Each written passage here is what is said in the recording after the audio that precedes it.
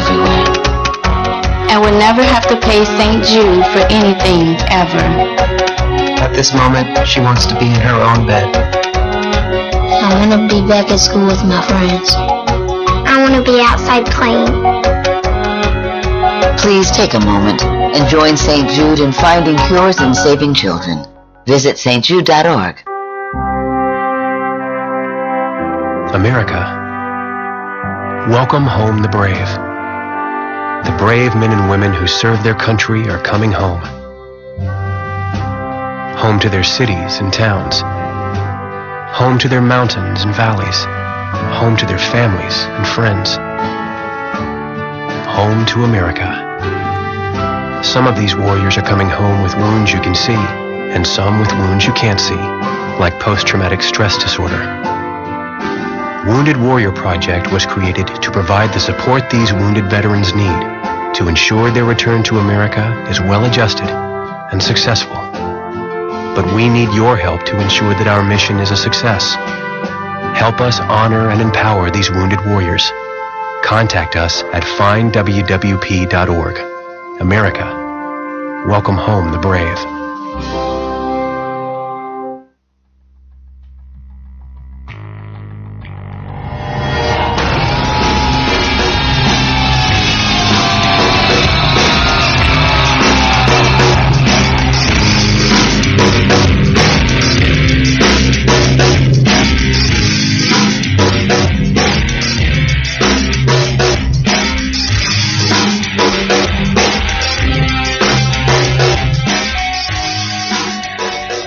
Listening to the Midnight Patriot Radio Show. Your host, Jeff Norton. If you'd like to join the conversation, give us a call at 347-205-9899, 347-205-9899. Now, those numbers will be changing probably the first of next week as we go over to our 1-800 system and our hybrid system and everything. Some more changes going on and stuff. Love to hear from you and everything. Now, this is kind of funny. I've learned that there's an organization within the United States that puts the IRS to shame. The NSA, the CIA, the Secret Service, you name it, and it's called ASCAP. That's an organization you don't want to get on the wrong side of. I was informed today, I don't know how they got our number. We have a host number that we do when we do interviews. We did a couple when we first started up, but it's a private number. And I was contacted on that number. And so you'll notice that a lot of our music has changed. A lot of our format has changed. Obviously, we had to go to a open source music source. So we got some music that was royalty free music that we could use and everything. So we were informed today. It was amazing. I kind of was a little scared or nervous, I should say, not scared, but nervous on how they got our information, but they got it. So yeah, we did change out our music. No more, I think it was what got us caught was last night I was doing a tribute to the Truckers for the Constitution, and I used a song that was out of the movie Convoy, actually the song Convoy, and that's what got us caught. So you'll see some changes there. But let's go back to the article that I wrote earlier today, entitled Toxic Debt and the Shutdown.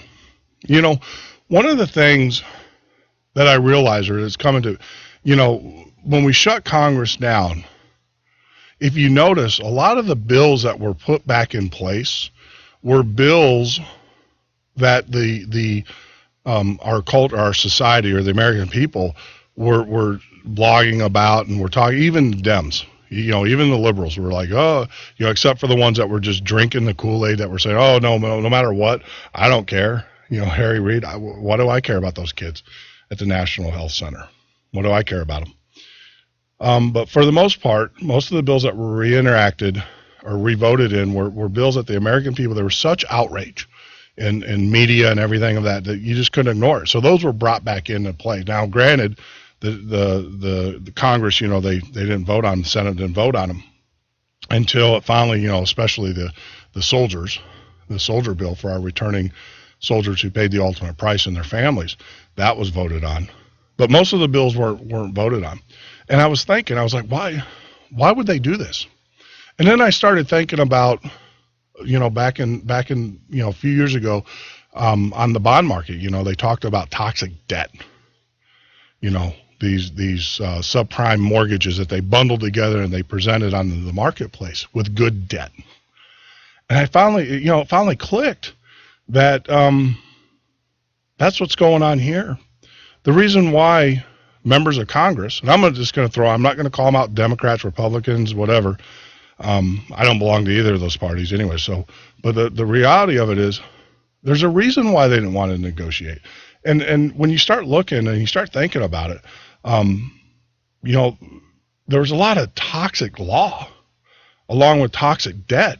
In yesterday's show, we played the clip about the lady who had 15 children. It was like, who's going to pay for my kids? Actually, you know what we'll do is, let me cue that up. You guys got to hear this. I'm sure if you haven't heard it, it will make you, like it did with me, it will definitely make you upset.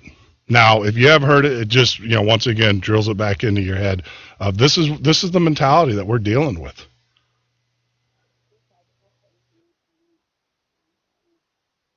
Several other agencies, with paying of her rent and the paying of her utilities and stuff, did more than their part. But Adams says her life didn't start to fall apart until social service agencies got involved.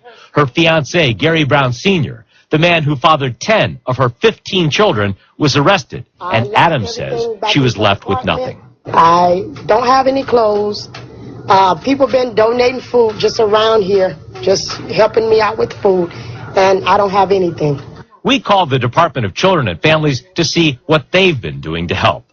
DCF says Hillsborough Kids Incorporated has been helping by paying Adams rent, even providing her furniture. Adams says it isn't enough. Somebody needs to pay for all my children and mine and Gary, all our suffering, all our pain. Somebody needs to be held accountable, and they need to pay. I've got to say it's toxic debt. That's the kind of stuff that they want to bundle together. That's why they want a clean CR. That's why they don't want to do piecemeal. That's why they want to, instead of looking at the budget and pulling and picking and choosing and prioritizing, that's why they want the clean CR right there.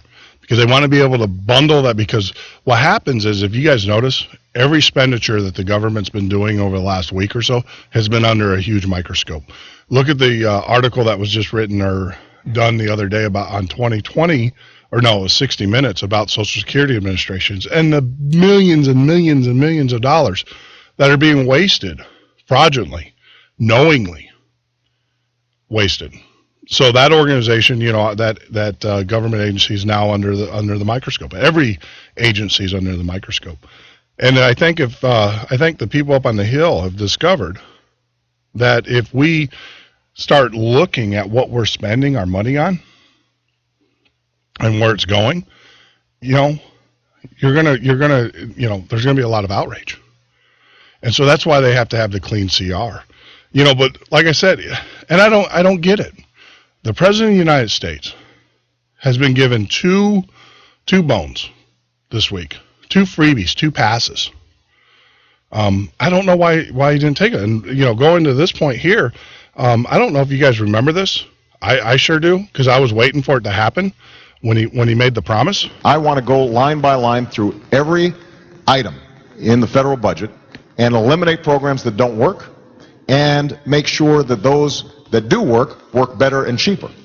But understand this, we also have to look at where some of our tax revenues are going. So when Senator McCain proposes a $300 billion tax cut.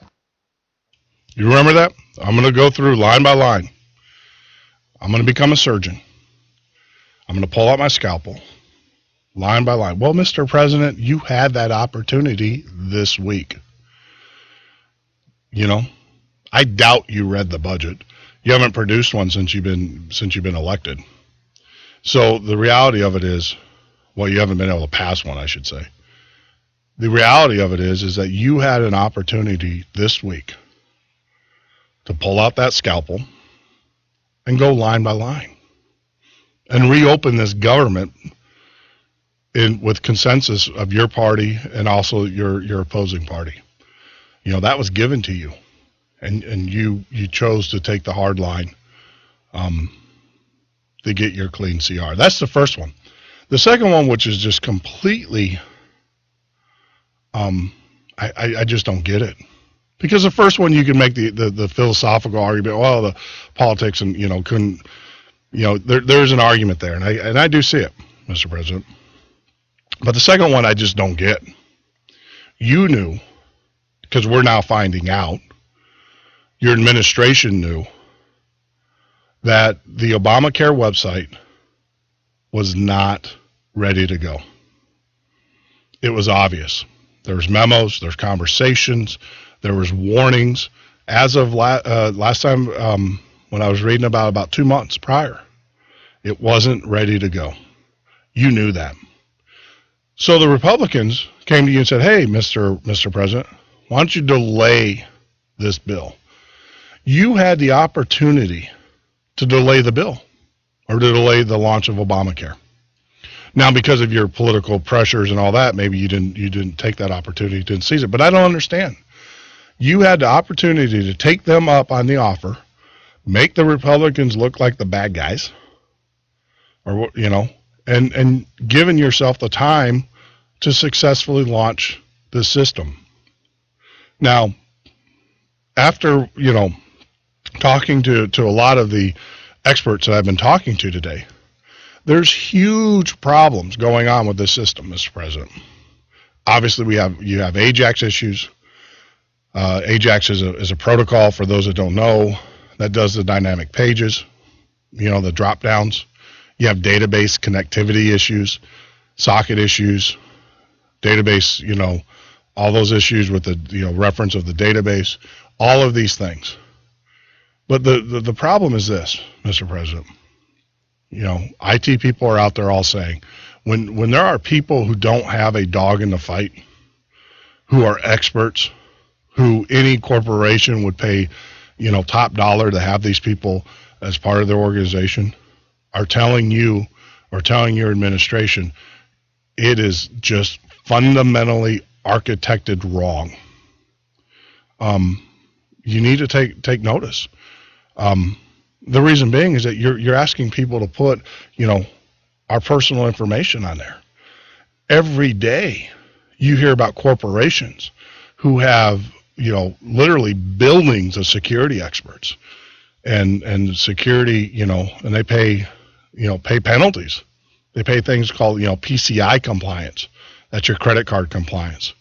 There is HIPAA compliance that they have to adhere to, which is kind of funny because there's no organization that actually enforces HIPAA law.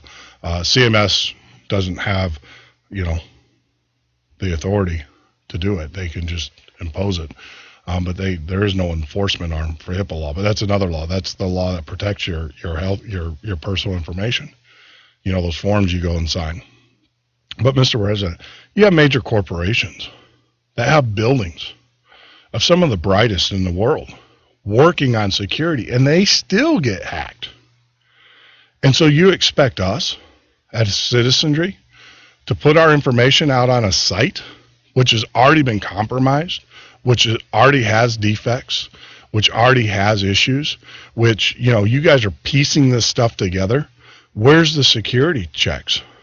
Where's the access, all of your PCI compliance, your HIPAA compliance? Where's all that going? You can't tell me that these developers are developing this code or writing this code and fixing this code, and at the same time you guys are testing it for security flaws. It doesn't work that way. I mean, there's so many different attacks that you have to do. I mean, it takes weeks, months, if not years to proof up this software. That's what all the security experts are saying. So if you want to put your information out there on these websites, people, just be mindful, that there's a possibility that your information is going to be, sitting in Russia somewhere, and you're going to be buying, tea in Leningrad. One day you're going to wake up and get the phone call from your credit card company and everything. So, a lot of, just don't know how you can do it. And the other thing too is you spent an exuberant amount of money building these systems too. $632 million. It's a lot of money, Mr. President.